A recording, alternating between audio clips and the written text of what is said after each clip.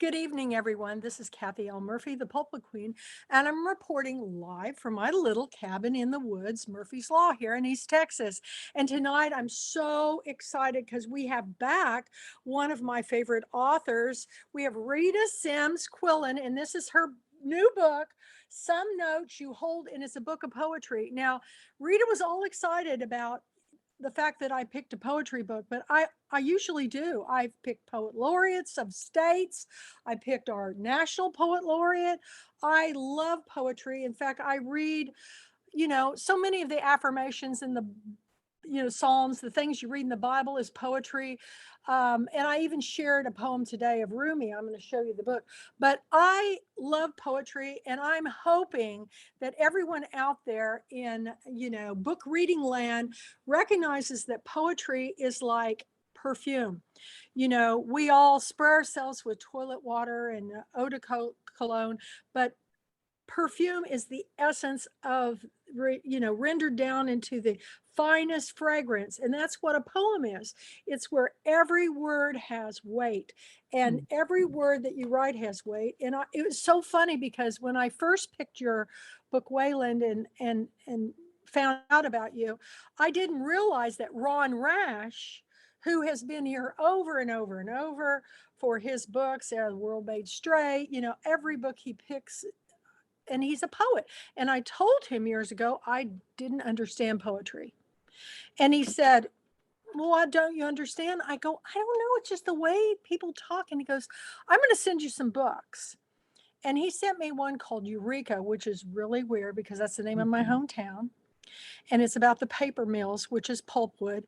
And I mhm. read that book cover to cover, and I have been reading poetry every day since Ron Rash. And I am thrilled. I want you to share that story. But right now, just tell us about where you live. It's so beautiful. It's God's country.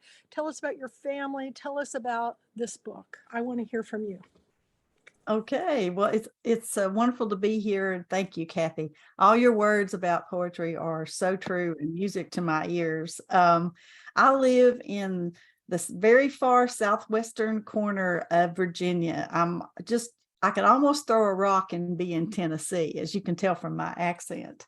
I live up in the mountains, the Clinch Mountain, which is part of the Appalachian Mountain chain. We have a farm here. We're retired from farming, which is the very best of both worlds because we don't have to do the work, but we still get to live here. We have a wonderful neighbor, a young couple that are very eagerly and excitedly farming the place for us. And they have cattle here, and they're cute, adorable donkeys. And we have about 330 acres here. Most of it is wilderness. We just like a place to walk and fish. And my husband loves to hunt, and I love to ride four-wheelers. And so we spend a lot of time out in the woods and outside. But we do have the cattle here, and it's primarily a cattle operation. This is rocky mountain land, so it's not like big farmland like you think of out in the Midwest. It's a grazing farm. My family and my husband's family have been here in Scott County for at least 5 generations. His longer than that. They came from Ireland. My family is from Ireland, but also from Germany and from England. So we're the typical, just good mountain stock, good crossbred stock, just like we have in the cattle. You were talking about Ron Rash, and it's interesting. Yeah, I have a long relationship with him. He's a really good friend. He's been really Love important him. to me. Actually, he's the way we met was we were both at a writing workshop in Kentucky. He's from North Carolina, of course, and I'm in Virginia, but we were at a writing workshop in Kentucky, and we immediately bonded because we were two poets there who both taught at that time at community colleges, which is very unusual. And as you may be aware, there's kind of a snobbery toward community colleges. You're not really given too much respect or I don't credit think for anymore. I don't think that. anymore. Yeah. And but anyway, and he was not famous at all then, but I knew, as did everybody, that he would be eventually. He Yeah. was just so amazingly talented. And of course, he very soon after that, after I met him, he published some of his first books and just took off. And he left the community college and got a position as like a writer in residence at Western Carolina University. and that's where he's been ever since. But he's always continued to encourage me and push me. And he wrote a little opening essay for one of my earlier books, and then he wrote a blurb for Wayland, and I really appreciate him. He's an amazing person because he has become so, and deservedly so, famous and well known and so successful, but he has not changed one iota. No. He is just the most down to earth, kind, wonderful, unassuming person. He truly does not care about money or fame Right. or any of it. It's all about the work. He is all about the work, and I love him so much. Just yeah. he still have problems with his back. Yes, he has horrible, horrible problems with his back. And that's the only thing, that's one of the things that interferes with his writing. Actually, he's so prolific, he would probably write even more books if not for that, which is just really a handicap. He really has a time with it, I think. Well, but anyway, last time he was here, the last time he was here, I had to go get him a massage because he was riding on the plane and stuff, and he hasn't been able to be back. But will you tell him that we're doing Zoom this year? And I'd love to have him keynote. I mean, that would be a great, yeah. I would love him, and maybe you could introduce him. Okay. Okay, well, we'll talk about that later. Let's get on to your book. Oh, well, the book that we're talking about is called Some Notes You Hold. It was published by a wonderful press there in Texas, Madville. And I got hooked up with them as Kim Davis was actually my editor for another book that I did when she was at Texas Review Press at Sam Houston University. She published it. The editor passed away. Paul Ruffin had a sudden heart attack and passed away. And Kim took over the project and was my editor for a book called The MadFarmer'sWife. And so we've stayed friends. And when she started this press, I was one of the first people to send her a manuscript. So, because she's wonderful to work with. How this book came about was going through something that so many of us baby boomers are going through or have been the last few years, is the sudden, very unexpected death of my dad back in 2012. I was very busy with teaching and having a great life, but I had the problem of I was taking care of my dad's oldest sister. She didn't have any children, and she and I were very close. She'd always said I was the daughter she never had, and we were just really good friends as well as aunt and niece. So anyway, she got very sick, and I was her sort of primary caregiver and caretaker and legal representative and all those kinds of things.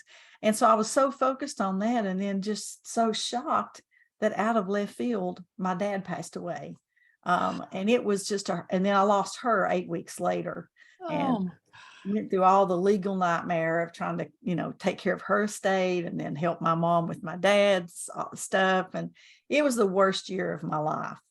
And so when I finally got a little bit of my senses back, I knew that the way I was going to get to a better place was to write my way out of it. So that's how these poems came about. And they started, first of all, with just some poems of tribute to my dad, thinking about him, not just as my dad, but as kind of a symbol or an icon too of his generation, of a certain time and a certain place. So I almost called the book The Gospel of Junior. Everybody called him Junior, and Junior had a view of the world and a way of the world and a way of doing things, and that's what I tried to capture. So I'm going to read you the first poem that came out, The Gospel of Junior, called a prologue, and it opens with a little precept. It says, "The book of Junior was economical, only needing a half a dozen commandments. Gardening is a sacrament, your tithe paid with hoe and bent back. Keep everything godly clean. Keep the Sabbath, no matter what the hayfield says. In fact, go to church every time the door opens, but don't crow about it. Your life will tell the tale. Most of all, don't throw things away. Everything, all of it, is a gift." You'll like this, Kathy. "My dad's dime store dungeon of detritus down in his dark basement was a wonder. Nothing escaped him, not the broken or rusty, the warped or the worn. Dozens of nails driven in joists held bags of treasure, screws, nails, nuts, and bolts, belts, brackets, brushes, and buckets. Anything you could ever want or need, or never want or need. His underground hardware was a gold mine to the tinkerer or a child of depression. He could have bought new, but that's heresy in his anti-prosperity gospel. Living cheap is living humble. Transcendence is to be saved by what's broken. Sanctification sent by self-sufficiency. Grace from going without. Junior was the camel passing through that needle's eye every day. A piece of broken pipe in one hand, rusty wire in the other, his dusty, broken down brogans with the recycled laces, shuffling down that redemption road. I can relate to every word of that. Was my daddy too. Yeah. That generation, that was a thing. Yeah. The other thing he loved besides collecting stuff was his garden. This was a man of his vegetable garden. He loved to garden the best ever was. So this poem probably took me the longest. I think it was the last one I finished, really, was this poem called Garden Right. And if you don't have a copy of the book and can't see it, some of the lines at the end of each stanza are italicized, and that's because they're either from liturgy or they're from some other work of art that was liturgical. And so I'm just going to raise my hand when I read those that are in italics so that you can hear that there's something different from the rest of the poem. Garden Right. Each spring on his postage stamp of earth, the same rituals. At the first warm breeze, out came the two-by-fours, nailed together into a rectangle, where he tenderly pushed lettuce seeds into soft mud, draped the airy muslin covering over it all like a communion table waiting for the church bell, stepped back and smiled. Consecrate this crop. The days had to lengthen before the rest could join in. The old rusty push plow of his ancestors, a hoe he had kept from the barn of his boyhood, lifelong tie to the gardens of the dead. It is right to give thanks and praise. He used the creek and tree line in April to cite the straight line that would become, by the hot buzz of August, a choir of corn releasing soft hallelujahs. Beans would be the kneeling women at the altar, onions the sour deacons of the doxology, squash women in yellow bonnets and calico of his youth, sweet fat cabbage babies wafting and waving in the blinding sun's light. We are what feeds us. He plunged little crosses in the ground where tomatoes smeared with stigmata of juicy joy would shine over the garden. Not a thing wrong with the bread and wine, but a country boy has to have beans. No communion wafer unless it's made with ground corn. Let us keep the feast. Lift up our hearts. And my Father, the high priest of the scriptural lines of this bright, dusty kingdom, giving absolution with green garden hose in days of drought, would know precisely when to slowly lift the cloth from that communion table, pinch tender shoots to lay on his tongue, just the tiniest bite. Take, eat, this refuge, this is all, our salad days. Oh, beautiful. Beautiful. Thank you. I actually started gardening again this year. Good. I'm doing herbs. I'm doing some herbs and some lavender. So we'll see. It's going great. So Wonderful. There's haven't nothing more done it therapeutic. in years. So thank goodness for being able to grow things. So Amen. have a big garden. I don't now because where we live is so wild, and plus my husband and I both have bad backs. But if we had a garden here between the deer, bear, turkey, raccoons, I mean, it's hopeless. We used to fight it, but we just, as we've gotten older, we've just given up. We go to the farmer's market. I have mine up on my deck, which is about 12 feet up off the ground. Right. That's deer- the smart way to do it. the only way I could keep stuff alive. So, oh, those are wonderful. You guys, this book is one to treasure. So you've got more. I do. I was going to read you the one about, again, talking about my dad's generation. My dad, I don't know about your dads, But my dad ate the weirdest things, the stuff that he liked. I guess I'm real weak stomach too. I am real picky about food, but I just thought he ate the grossest stuff. So I thought I have to write about that because it's a lot of the things he loved are things I think of as very old fashioned. I don't know that anybody eats them anymore. We'll see what you think. But there's a poem called Taste and Other Mysteries.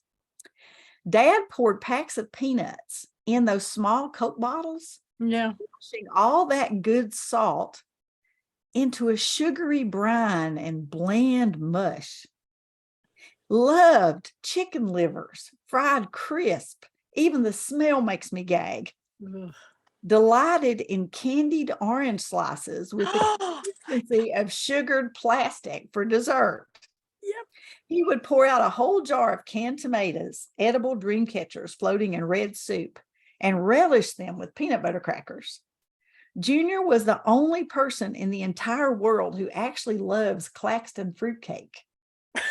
Worst of all, most repulsive snack ever, those little flat cans with a key on top, which he would roll back to reveal a smelly treasure.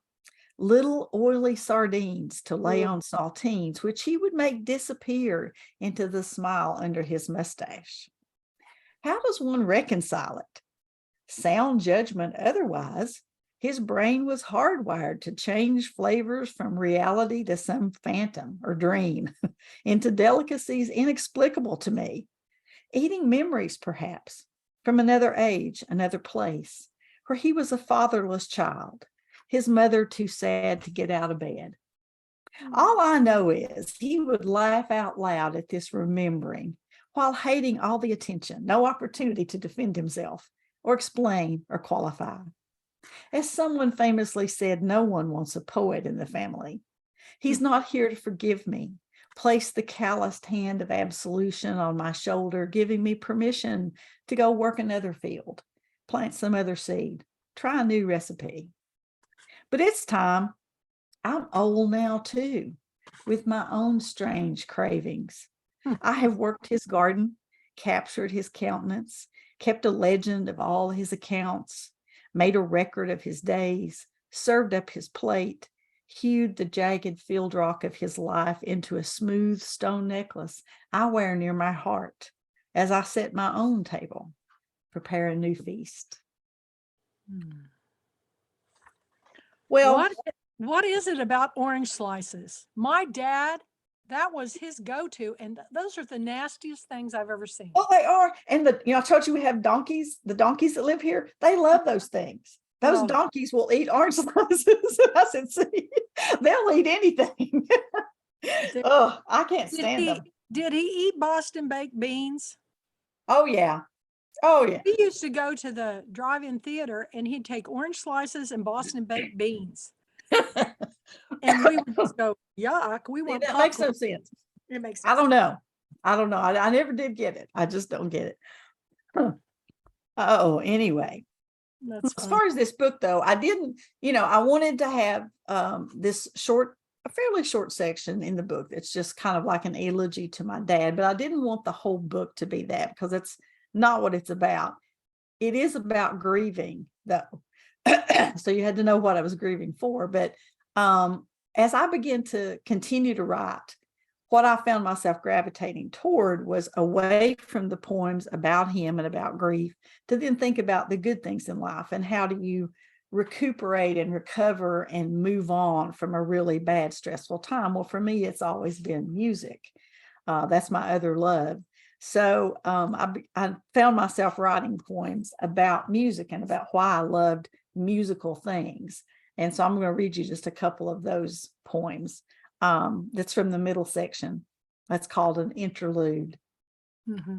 This one is called Why I Dance. Now I can't dance anymore. My dancing days are over, but I used to love to. Why I Dance. It's the lifting, defying the heron's physiology, the whoosh of the heft of all that weight, leaving gravity behind on the creek's glass face that I feel, lifted by a fiddler's hand, weightless for that split second when both left and right foot are off the floor. I lift my arms out like a climbing hawk, soaring over the still world beneath, moving through pockets of hot and cool air, floating like a note on the evening's breath. My hard heel beats like the woodpecker's beak on the old tree bones beneath me, drumming out the tune's heartbeat in a smiling choir of souls in motion. The fiddler and I lock eyes and smile, wordless, weightless, all at once, joyfully alive in buoyant youth, my feet and his hands together, warbler and chickadee rising to the dusk, until the song ends, only the nightingale's song ringing long and strong. Beautiful. That's just beautiful. Thank you. 2 pages over, called one called Why I Sing. Here on the farm, you are surrounded by music. The tree frogs rival the Sunday morning church. Whippoorwills have finally returned to silky evening air. Coyotes howl their threats in perfect pentatonic harmony. Gobblers' operatic answers bounce from ridge to rock. Black crows bark and shriek. Katydids sing the doxology as we head inside for sleep. Why we are gifted this is a mystery. So who am I to stand mute and dead? Singing is lifting, light as flower, to the quiet. When you sing, no one can tell the difference whether you're laughing, crying, raging, grieving, loving, lusting, or running for your life. I close my eyes and pull in the silent note, then free it. It always packs up pain for the road, and off they go, out onto the great flow, the rest of the mad choir's offering.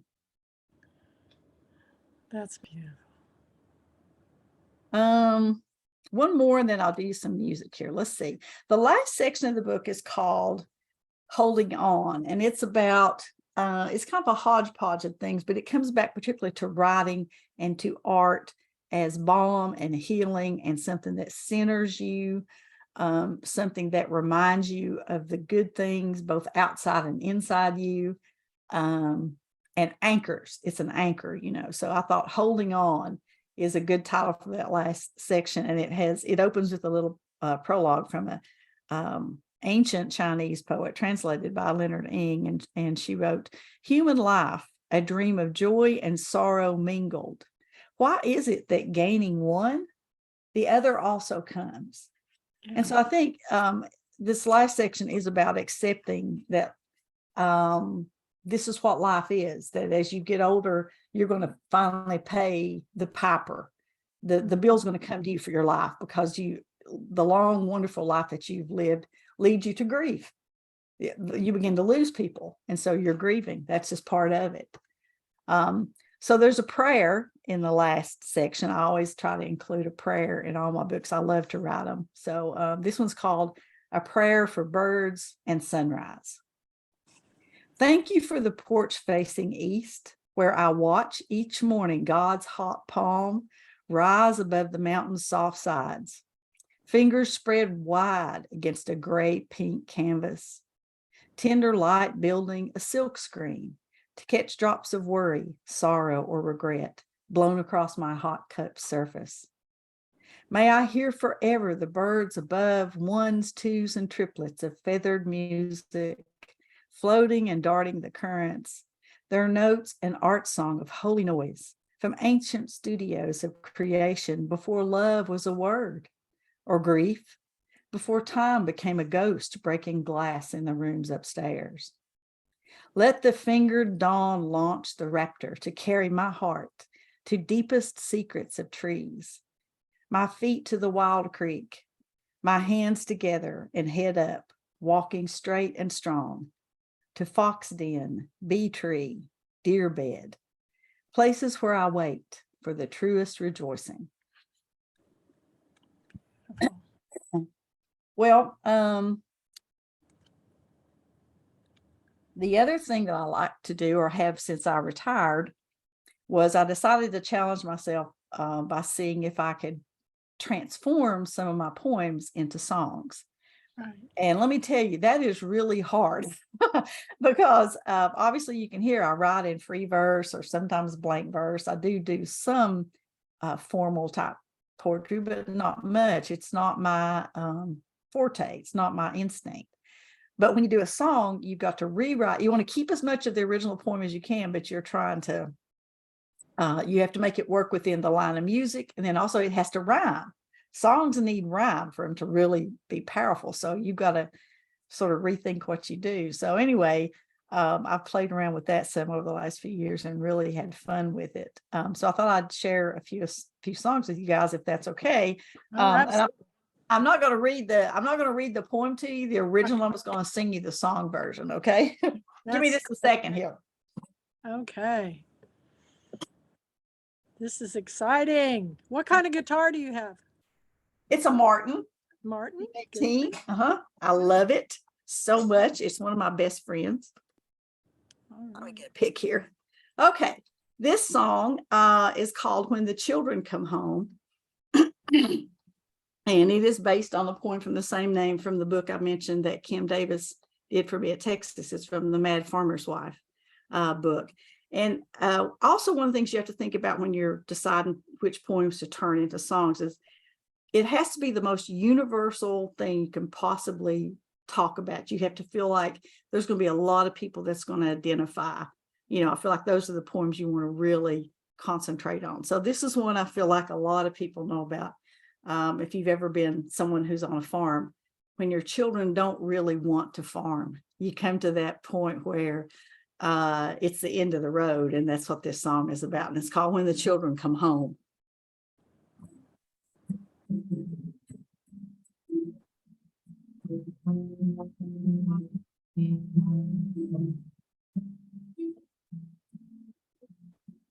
When the children come home, we cook all the food and put the farm on hold. When the children come home, they're right back in their rooms, right back in the fold. But there's nothing here they want. There's nothing here they need. It's just a beautiful scene, part of a childhood dream, someplace they used to be.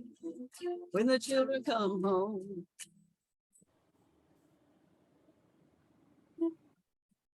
When the children come home, we got lots of old memories I love to unpack.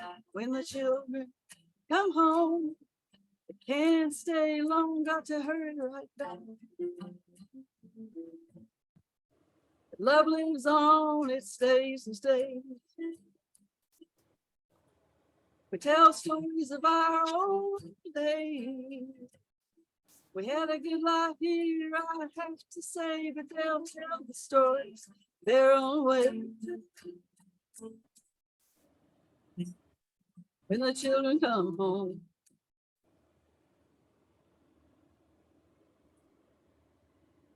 Wild rose and thistles gonna take this back.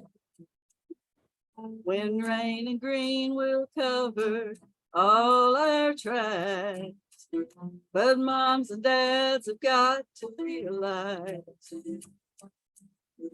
they'll walk the trail their own life.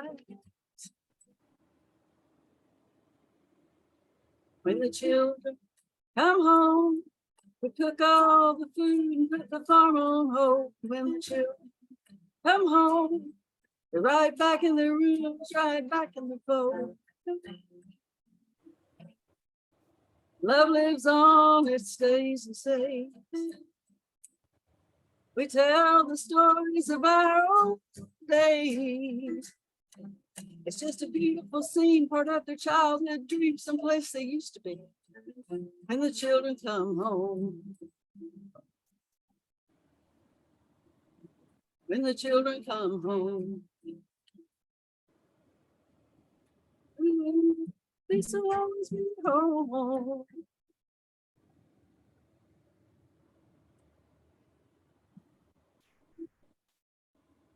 Something like that. As I I meant to tell you, as you can tell, I'm not a performer as many songwriters are. I'm a songwriter, but not much of a singer. Especially right now, my voice is killing me. I don't know if you guys have had a lot of problem with Oh, yeah, allergies and a things lot. this spring. Sound fine. It's been the worst I've It- had in a long time. We're having a long spring of pollen, so Yeah, yeah, it's really been tough, but that's so funny. So your kids don't want to come home, but what about your grandkids? Do they like coming out to your place? yeah, my grandson loves it. But right now he's a little boy, you know. This is a place, I mean, think this is heaven for a little boy. You can run around, ride a four-wheeler, go fishing. We have a great fishing spot. He can play in the barn. He gets to build stuff with his papa, you know, play with the dogs, and it's wonderful. But I can't imagine that he would want to come here, and no, I just don't see it. He's going to be my little engineer, I think. He's, you know, he's that kind of guy. So no, my children love it here. They love to visit, but they have no interest whatsoever in, you know, raising cattle or turning it into a Christmas tree farm or something like that. They just don't have any interest in it. And Well, obviously, the farm is a lot of work. I mean, oh, it my is, and it's, grandparents farmed, and oh well, my. and I always say you don't have to be crazy to farm, but yeah, really you do. It's one of the most risky things. It's very capital intensive. You've got a huge amount of money on the line, and anything can happen. And Lord, I can tell you, anything does. We've had some calamities. You can have, you know, disease hit your cattle or whatever it is, your plants, or it's just such a high stress, high work, high risk type of enterprise. I don't know that the public fully appreciates that. They kind of take their food supply for granted. I think we all I, do, but I understand it completely, and yeah. but I love being on my grandparents' farm. I mean, Mm. I never wanted to go home. Oh yeah. Oh, it's so beautiful here. It's so beautiful. It is. I've seen the pictures, and you guys, they're up on. I shared a video of where you were being interviewed, and you're sitting out there on that land. Oh my gosh, that if you haven't watched the video, you guys have got to watch it. It's really Mm, good. Okay. yeah. Okay, well, the next song I'm going to do for you is a song called Lovebirds. And it's from the same book, The Mad Farmer's Wife. And in that book, the mad farmer, who's a man of few words, he writes his wife a love letter, and it's very sweet. And so, but she wants to write him a love letter back, but she's not the love letter writing type either. So she writes him a song, and so this is her song back to him called Lovebirds.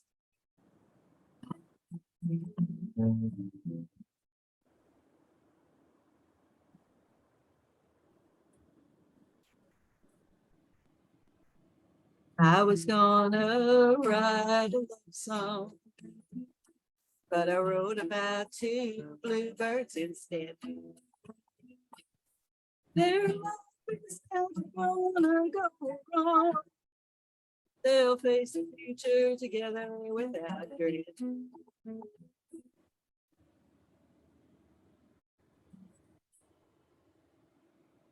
Tried again to write that love song, but I wrote about two redbirds instead. Their love runs along, knowing so strong. They have no words, nothing need be said. They don't fret and down, light on different trees. Let time wear away their bond, steal away their peace. Their souls don't need hands to hold, just wings touching wings on the breeze. Just wings touching wings on the breeze.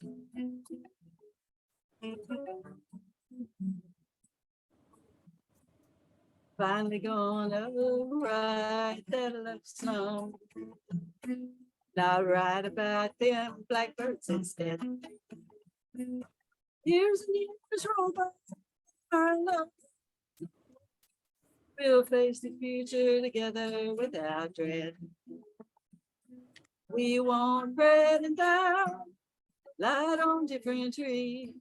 Let time wear away her bones, steal away her peace. Our souls don't so wings touching wings on the breeze. Just wings touching wings on the breeze. Just wings touching wings.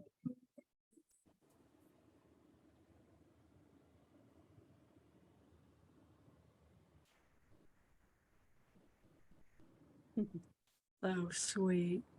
So Thank you. sweet. Thank you. And finally, I will do, this is a song from a poem in the book. There's a poem in Some Notes You Hold that's in that back section I was talking about.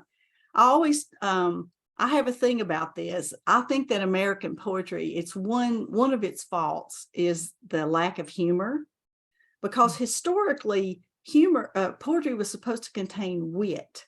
It was a display of wit, was part of one of its sort of fundamental building blocks, that you could at least make people smile, or, give them a riddle or some kind of wordplay that would make them chuckle. And so I always try to include, even in as dark as in some ways as this book is, I wanted to make sure there was some humor in there. So there's a poem about all the terrible, mean, mischievous things that my sisters and I and our neighbors did growing up, and it's called Sugar and Spice, etc., etc. Now you know what that's an allusion to, right? Is a Right. girls are supposed to be sugar and spice and everything nice and all that. So Uh-huh. so I sort of make a play on that old saw about sugar and spice. So that's the name of the song, Sugar and Spice. Let me see if I can get through this. My voice is failing on me.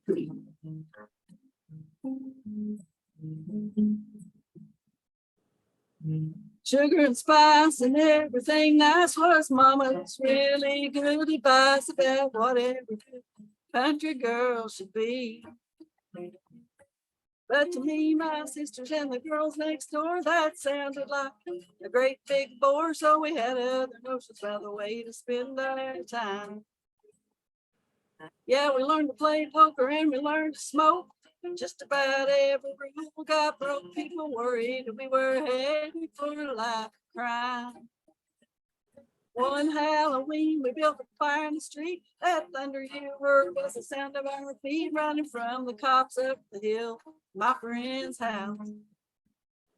Yeah, we asked Santa for a telescope and hauled it up on the garage with a great big rope, picked the neighbors' windows, see what we could see. We stole grapes and melons from the neighbor's garden, acted up in church and made fun of the parks, and kept all the widow women buzzing on the party line. Oh, sugar and spice and everything nice was mama's really sound advice about what every good country girl should be. But to me, my sisters and the girls next door, that sounded like a great big bore. So we had other notions about the way to spend our time. Now boys shouldn't get to have all the fun. We deserve our good time in the sun. Soon enough the world will put us back in line. Our reputations, they weren't the best, but we still would have kind of liked an arrest. At least what we were made of wouldn't melt in your mouth. Oh, sugar and spice and everything nice was mama's really good advice about what every good country girl should be. But to me, my sisters and the girls next door, that sounded like a pretty big bore. So we had other notions about the way to spend our time. Yeah, we had other notions about the way to spend our time. Did that ever really go away? That orneriness? No, No. thank goodness. It has served me well. I'll That's have to say. Oh goodness, my throat is terrible, y'all. I'm sorry. I sound awful. I sound like a frog. You sound fine. Is your family a family of storytellers? not too much, really, not, at least not my parents for sure. What's funny is that my parents are so different from their children. My siblings are all hoots. They're just, my brother was an absolute character. He was not just famous, he was notorious. He was a big practical joker, always telling jokes, always had funny stories. He was just a hot mess. And so was one of my other sisters. Then now my youngest sister is the quiet one, but all of us three older ones were just always big talkers and people who loved language. Now I grew up around, if you talk about more like extended family in my neighborhood, one of the things you have to understand about Appalachia, just as a culture, is it's a very storytelling culture. People don't just communicate information necessarily in a straight way. Everything is a story, and so I picked up on that from the time I was a really little kid, of how there were certain people that were just very entertaining talkers. And I knew that you wanted to go ask them a question and get them started, and they would just go. And how that those people, everybody liked them. And it was a kind of social currency. It made you popular, that you were a good talker and a storyteller and had a funny way with words. And so I think I just absorbed that growing up. I just knew, even as a little person, that I want to do that too. I loved words. And so I paid attention to how people talked. And my mother says that she thinks I was born talking, because I was talking before I could walk. So I've just always loved language and paid attention to that. And so being fortunate enough to be born somewhere where that's really a big thing, that just the way people talk is very colorful, and people are very funny and tell stories and do sound effects, and they'll just, it's the story is paramount. You do whatever. There's no shame, to tell the really good, funny, interesting, entertaining story. So I'm glad that I lived where I did. I think that had a lot to do with me becoming a writer, for sure. And it doesn't matter where you live rurally in the country. We have party lines. My kids can't understand that for the life of them. And our favorite thing to do for fun was to pick up the phone. We'd hold the button and we'd listen, and the country women would get on there and they gossip. Yes. And then we get to laughing, and they go, "Is that Helen's girls?" Which is my grandmother. And yes, it's so true. It's so even true. when I moved to Jefferson 30 some years ago, my sister-in-law lived in the country, and she was on a party line. So if there was emergency, she'd have to break in and say, "I got an emergency, got to use a phone." And I couldn't believe people still had party lines, but I know, it's crazy. I don't know how we made it. Now we all walk around with a phone in our hand. It was we never even used the phone. The phone was kind of a, I guess maybe when we were in high school, you're talking to friends. Usually we just get together with them, and we wouldn't talk on the phone because people would listen to you if you talked on the phone. Exactly. You had no privacy on the phone. No privacy, because it was right in the middle of the kitchen, and there was no closet or anything to go into. But those things are important to write about, Rita, because my grandson, I got my daughters a record players, and he is in love with the record. He's 4. He thinks the player is the coolest thing in the world. And I grew up with a record player, and that's what we did for entertainment, is put on the 45s and Buddy Hall. It's still a huge thing. My little grandson and his parents, they are all about the big vinyl records. They collect them and love to play them all the time. Yeah, there's a lot of retro everything come back, but I'm pretty sure that the party line will never come back. And I say no. I'm really glad. Now we have Facebook for exactly that kind of thing. Well, so what are you working on now, Rita? Not too much. I'm still writing some poems every now and then, but I've like I said, I see a lot of caregiving in my future. Not just my mother-in-law, but my mother is next in line. She's 87. And that younger sister I mentioned is very, very ill. She's fighting a very serious illness. So I just feel like, I feel very uncertain about my life right now. I'm too I'm stressed and I have all these questions of what's going to happen. And so it's hard for me to concentrate right now and I think focus that's on, everybody. yeah. Let's open up the conversation. Do you guys all find that true too? You can turn on your mute buttons or get back on. Well, I really relate to the voice thing tonight. I am just so hoarse, and I I can barely don't even talk. know whether I can talk.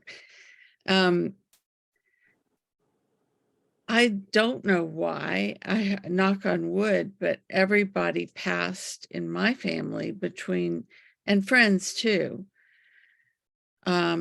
between 97 and 03, Mhm. like just like Yeah. dominoes. Not me, not my husband, thank God. But parents, and we had 3 friends, and my best friend, who was really my sister, passed at exactly the same time I was born on my 60th birthday. Mhm. Suddenly, she lingered, but she got sick suddenly. Yeah. So I can relate. It's just, I think my parents, my mother wouldn't marry my father until he graduated college, and he was a World War II vet who took care of his dad with brain cancer. And Mhm. so he went back to school for my mother, and they got married 7 years after they met. So they were in their 30s when they had me and my brother. Yeah. So he would be like 103 now or something. So yeah. I think when you're, for me anyway, what I'm figuring out over the years is that the reason I got so much writing done right after I retired was it was just a really sweet spot in my life. For the first time in my life, of course, I wasn't working, free of that. I had this beautiful little grandson I adored. My children were doing well. Everybody was healthy and well at that point, and life was good. And I'm figuring out that that's what I have to really write and be productive. Is I've got to feel pretty safe and comfortable and secure, and things are kind of low key and everything's good. But when everything my world got turned upside down by COVID and everything. And I think it's just sort of like scrambled my brain for now. So I don't know. But it's also possible. And I was talking to somebody about this not long ago. If you know a lot about the lives of writers down through the years, many of them do eventually write themselves out, in the sense of toward the end of their life, they don't write very much. And that's okay. To each his own. So I don't know. I don't know what's next. But like I said, I am still writing poems. I think it's Cont- individual, and I think that there's a difference between publishing Yeah. and writing. Exactly. I know I'll probably Yeah, be writing on my deathbed, but yeah, publishing, that's another story. exactly. And that's what I'm talking about. I feel like I hope if I ever completely stop writing, then you'll have to worry about me, have me check for like dementia or Alzheimer's or something like that, because that would be really strange. It'd be out of character. But yeah, I'm definitely to the point where I can't see myself putting a book together anytime soon, or going, doing any more of that right now. It's just not in the cards right now. There's a book by Tilly Olson called Yeah. Silences. Yes. Yeah. And mine was when my kids were little and my parents were all sick. Yes. And then I came back strong, and you will too. So Maybe so, and then maybe not. I don't know, but it's okay either way. I'm proud of what I've done. got a body Oh, of work. yeah. Yeah, I'm proud of my books. I waited all my life. My password for years, you can't steal it now because I've changed it, but my password for years on all my accounts was MOTY for ME, more time for me. And that was my dream, was to retire and have more time for me, to see if I could write. I really wanted to see. I mean, I'd written a couple of books before over the course of my life, but I thought I want to see what it's like to really be able to like make this my job and my focus, and my purpose every day is to really dive in deep and see what I can do. And it was a wonderful experience, and I'm proud of my books, that came out during that time. But I don't know that this book may be my last book, and that's okay. I'm proud of it if it is. You know, It's I'm very good. happy to have that stand as my swan song or whatever. Forever. It doesn't matter how much, it matters about the quality, don't you? Exactly. That's I the way just I want look to at it. give a shout out to where you're from too. Oh, You wonderful. know, I've got a place in my heart for it. You Oh. know, this isn't your typical Appalachia vocabulary, though, too. I mean, No, when I read a book, when there's words that I don't exactly know, oh, I get excited because I read so much, everything starts sounding the same. So you've got lots of verbiage in here that gets me really excited. And some people go, write simply. I go, I want to be challenged as a reader. And well, so, I go for sound. See, I go for yes, sound, and I am all about the music of the poem. Every word has got to do something for the music, or I don't need it. And I've always been an incredible word junkie. I always go back to my friend Fred Chappell. He always jokes that he's the same way. If you read his work, it's amazing. You'll learn all kinds of new words. I don't care how many you think you know. But he says, words follow me around. They get under my pillow. They get in my refrigerator and eat my food. I mean, I'm just obsessed with words, because I'm all the time collecting or writing down a word. So, yeah, I've always just been word obsessed. So I'm always looking for that perfect word that's going to give me the sound and the syllable count and the accent, whichever beat is the accent, in the line. So, yeah, I love my dictionary. I've got 2 big ones right here on my desk. But I think Appalachian English too is often really melodic because it's often informed by the Bible, like what you use. The King James Yes. Bible comes through Yes. everything, and the classics, because houses way back in the woods are going to have these classics. Exactly. And they may not have a lot, but they're going to have some books like that. And so, people grew up with this kind of a really heightened kind of diction. I mean, they're reading Tennyson and they're reading things like Yes. this. And so Yes. this idea that it's all very low is I think that can be one thing, but the other end is the real high diction. Absolutely. I'm so glad you said that, because see, my grandmother, here was my little grandmother on the Texaco station in Weber City. Before that, she lived in a coal camp, but you went in her house. She was the only person I knew who had books. She had a library, and she had the classics. She had Shakespeare and she had Tennyson. She had people like that, that I was reading that stuff when I was just a little kid. And then, of course, the Bible. And that's another thing we were talking earlier about, the whole idea of the raconteur. Also, the idea of you meet some old farmer out somewhere on a country store, and he is quoting long stretches of scripture to you, or incorporating scripture into his storytelling in a way that, I don't know that everyone grew up hearing that. But yeah, my poetry is Bible soaked. I mean, it's that was that first idea that came to me even as a little kid, that there was different kinds of language. There was elevated language that I heard in church, and then different kinds of language out, in the community, and the funny storytelling, and that, like you said, that mountain dialect, and some of the specialized vocabulary that mountain people would use that other people might not recognize.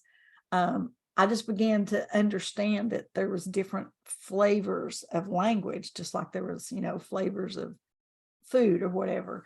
And that all, I hope, comes through in my writing too, that in the midst of something very elevated, you also can hear very sort of everyday colloquial mountain speech, so.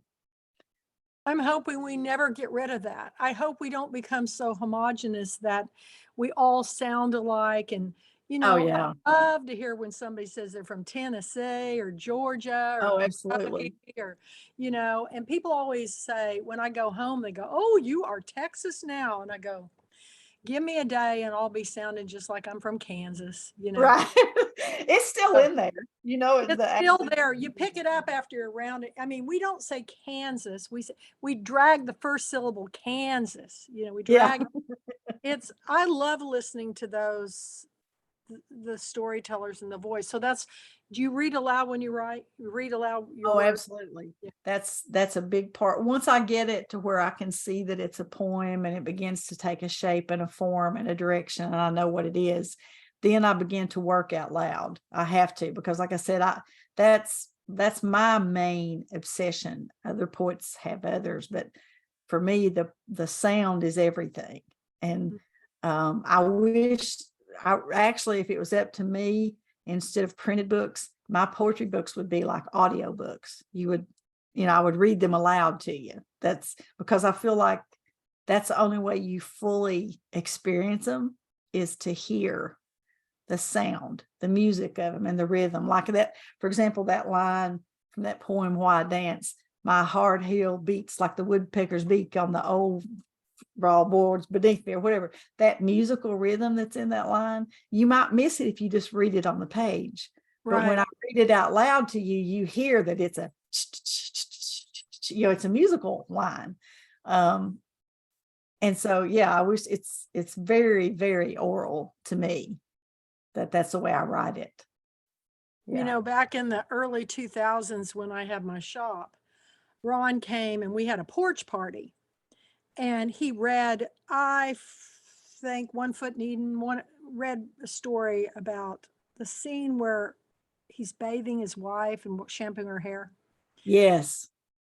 And everybody, I look around, it's all 35 women or so are all over the porch, and they're all just bawling.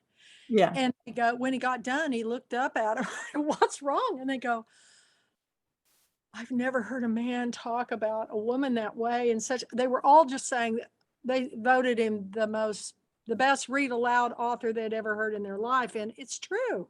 Yeah. Poets like you and like Ron, when you read the words, there's a cadence and a rhythm and a music to it. And and I think anytime somebody tells me, well, I wrote poetry before I wrote a book, and I go, well, no wonder I loved your book, because Yeah. you know how to put words together like a fine string of pearls, and anyway, I love it. I've read it many times now, and I just keep it handy so I can pick it up. And I know, Valerie, are you still here? I am. I just turned off my thing because I'm filthy, because I've been working outside in the garden. Well, I've Yes. been painting all day, but you're a poet too, right? Yes. Wonderful. And Yes. I've got her book, and it's wonderful, totally different types of poetry, but I want you both to meet each other, because I think poets need to know each other, or just like writers need to know each absolutely. other. Yeah. Absolutely. Know each other through Writers of Women of Appalachia project. Mhm. Yeah. And other places. Right. Yeah, there's a big project that's run by Carrie Gunter Seymour, who's the poet laureate of Ohio. And she does an anthology every year and invites all of the women poets she can find in Appalachia to submit. And we're all in the same anthology. And then she organizes this huge reading thing where she just has different readings all over the mountains, all the way from way down south to up where she is in Ohio. And we just had one last week in East Tennessee at East Tennessee State University. There were about 15 of us that came together there. And so it's a really cool thing. And it's been great. Like you say, there's so many of these women that I've just known online, and it's a chance to meet some of them in person. That was great. So it was a lot of fun. I wish I could have been there. I had an emergency root canal. I know they told us that. I thought, oh, how horrible. Oh, that's I was so much looking forward to being there, and then it's like, Well, and see, Letha Kendrick didn't get to come. She caught COVID. Now, when there's nobody who has COVID, she caught COVID with 6, so she didn't get to come. And there was one more person had some kind of emergency. It was terrible. But anyway, well, I hate you say COVID's over, but I still have people getting it. Oh, yeah, I don't think it's ever going to go away. It's just not near as bad as it was. But yeah, long COVID. yeah. Somebody who really is essential to the literary world has long COVID. Who is it? It's my publisher. Oh, no. Oh, that's awful. Well, see, my son. I think she's finally over it. but My son had many. struggled. That There's was another one of my dramas from 2022 was my son, who's young and healthy. He had a horrible battle with long COVID because they couldn't figure out at first that that's what it was. He thought he was kind of over COVID, and then he started having some other weird symptoms, and it took him a while to figure out, wait a minute, I bet this is COVID. And it did eventually, go away. But it was really scary. I think that the better your immune system, the more it fights it, and that Right. creates the issues. So Right. I just Yeah. want to say that I hear the story and everything you write, and I also hear the cadence of the mountains and everything you write too. Kathy, I spent my middle school, high school, college years, so it was almost 12 years. I think it might have been 12 years in the Roanoke Valley. And so it just, that's where Hollins is. And Right. so it just brings back such memories of sitting on porches and hearing people tell stories or read poems, and I sing. I think I'm not sure you could be in the mountains and not sing. And No, be it's Yeah, music it. is so much a part of just life, and it was even more so that way when I was a child. That used to be the main thing people did for fun, for entertainment, is you Well, get together and play music and sing. That's what people did. it's because church was a big part of our lives, And church as well, yes, choir was a and huge part of the service. In the South, there's a whole lot of singing preachers, there's many preachers that make that a big part of their day. And that's a big part of what they do, is they're just really musically talented. We've had several over the years. But yeah, that's make a joyful noise, man. absolutely. Absolutely. I love it. I love it. Well, whatever you do, it will be the right thing, because I just have the feeling you make the best choices. And because look at the words. I mean, this is if you guys have not read her book that we picked, was it the year before? Yeah, last year. Wayland was last year. Oh my gosh, and that interview that was done was fantastic. I listened to the whole thing and actually twice, and it was just beautifully told, beautiful story. And it is amazing that you wrote about this despicable chameleon-like bad guy. I mean, this guy, Ron Rash wrote the movie about the two worst people I've ever read in a book. Oh my gosh. Huh? Serena. Yes. I hated those people, but oh yeah, evil. That But book. see, that was part of my inspiration too. That was one of the books that really fed that book for me, was thinking about how interesting it is to try to present right. Because your challenge as a writer is obviously your reader must care about that character enough to finish the book. So when you got a character that you want them to care about, but they are the most evil, horrible, despicable person they could be, how do you do that? It's the ultimate challenge for a writer. I loved working with Buddy. I loved it. He was Buddy Newman, so much fun to work with.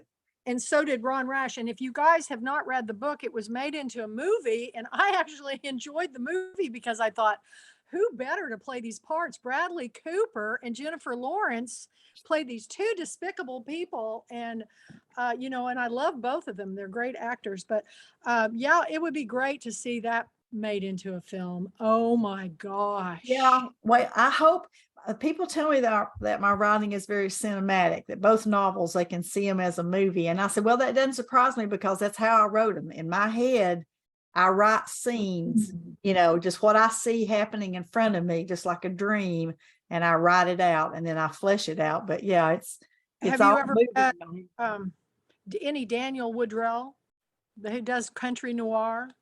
He wrote Winter's Bone. It was set in Appalachia. Oh, I've heard of that. Winter's Bone. Got to read everything Larry Brown. Larry Brown was my favorite other authors who wrote books about tragic characters. And it fascinates me because how I stayed through that Serena book when these people were just the worst despicable people. It's kind of like that guy in Titanic, you know, the Yeah. But you just can't put it down. It's like watching a car wreck or a train wreck or something. You can't put Serena down. You have to know No. what's If you, happened. and that was a pick of mine, and I've been picking every book he comes out with. I haven't. Does he have a new one? I don't know. I don't even know. I need to follow up with him. I'm I not. well talk to him because I would love to get him back, and he could sit at home and with a back massager chair or whatever. Right. Anyway, you're writing that the Wayland book was. I'm telling you, I did not see. I read so much, you can see things coming. And that was one movie where, one book where I just did not always see what was going to happen. And you're so sweet, it's like Oh, but Jamie I'm evil, Ford. Kathy. I'm evil. I have a dark Jamie side. Ford will write these serious stories that just make me bawl and cry. And you meet him in person, and he's hilarious. I mean, he's the best host. I worked with him for years at Girlfriend Weekend. He was my host, and he always would crack me up. But when you read his books, I'm always crying, because it touches me so. So that's why it's so important that we talk to authors like you, because when you get to know the person, it makes you want to read. Are you the kind of person when you go to somebody's house, do you, some people check out medicine cabinets. I check out libraries. Oh, If yeah, I I'm go- always interested. If I go in a house and they've got all Reader's Digest condensed books on the, all perfectly matched on a shelf, I go, oh dear, this is for show. Or I Oh, you have go, bless your heart. bless your heart. Or one particular person, I went to their home for an author event, and they had an incredible library. But as my eyes went around all the walls covered with books, I saw replicas of, there was like 5, 6 copies of Tom Clancy's. They were it was a decorated library. It wasn't a real Very library. Yeah. And I was like, well, that tells you a whole lot right there. But Yeah. I invite people to come look at my library because it's all Pulpwood Queen Book Club selections, and I have no room for anything else. And you're all on major display in my house. But yeah, what's the most interesting thing you've seen when you've gone through people's libraries? You find some doozies sometimes in homes. Can you think of any? Let me think. I always look to see if people have poetry. That's Yeah. one of the things I always check out. And unfortunately, I find that there's a lot of people who do read a lot, or even are writers themselves, that don't read poetry. And I'm always shocked by that. To me, I can't imagine No.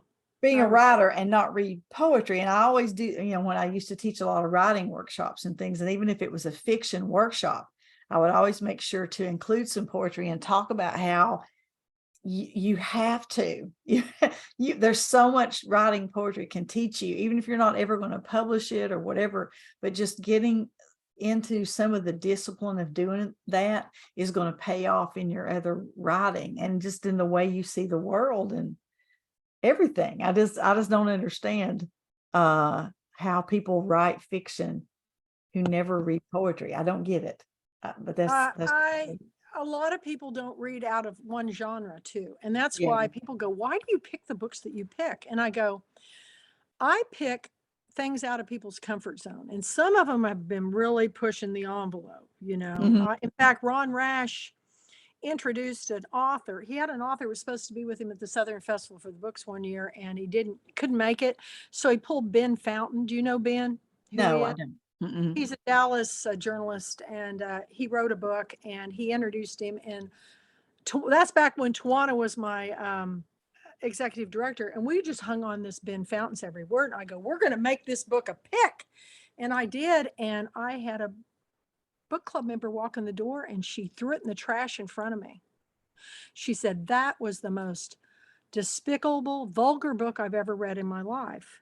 Oh my. The story about these young Midwest men going to Afghanistan out of high school. They come back to a Dallas Cowboy football game because the Dallas Cowboys are giving them a reprieve, and it's real decadent and all this stuff. And he wrote the way it probably did really happen.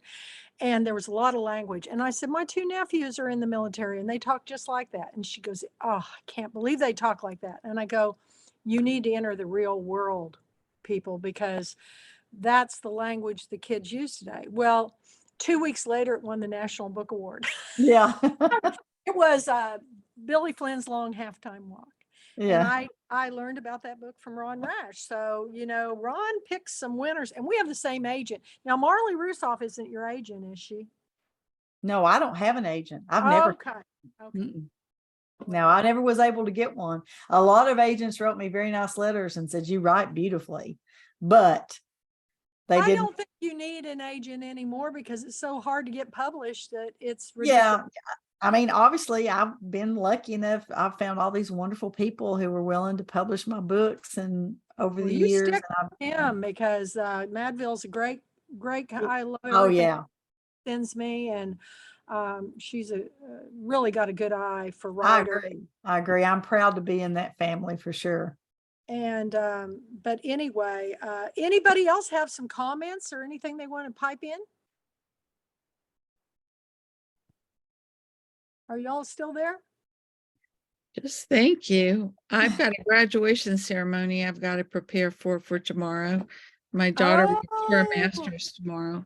Well, So thank I'm you gonna for, have to head out, but I've loved every minute of it. I could sit and listen to poetry and song all night. So well, thank you. thank you for picking Rita, Kathy, and thank you, Rita, for your work. Thank you, Kathy, very much. And thank you for being here. And thank you, Kathy, for having me and choosing my books too. I really, really appreciate it from the bottom of my heart.